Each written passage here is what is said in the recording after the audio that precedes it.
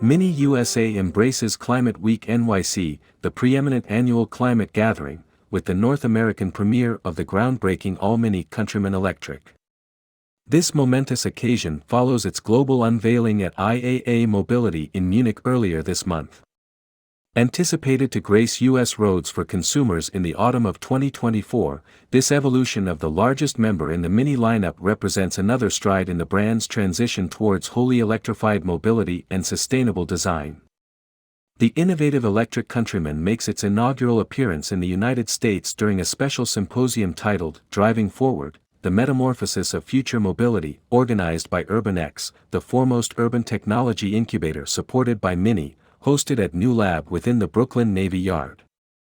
UrbanX, which recently welcomed its 13th cohort of nascent startups, is fervently dedicated to nurturing startups that proffer consequential climate technology solutions, thereby cultivating more ecologically sound, habitable, and resilient cities. A striking new addition to the Mini family, the entirely novel Mini Countryman Electric flaunts a reimagined digital ecosystem, heightened functionality, an electric power output that perpetuates the joie de vivre of driving, and a design that is future-focused while still bearing the unmistakable Mini DNA. Concurrently, at this event, the North American premiere of the new BMW CE04 electric scooter and the BMW 9/5 hydrogen prototype takes place, showcasing the company's trailblazing strides in hydrogen technology for forthcoming series production.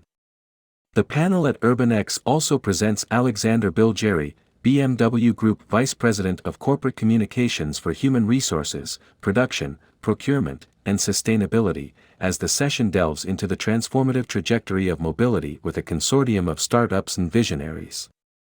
Within this discussion, Bilgeri articulates the BMW Group's sustainability strategy and the corporation's strategies to attain its decarbonization objectives by the year 2050.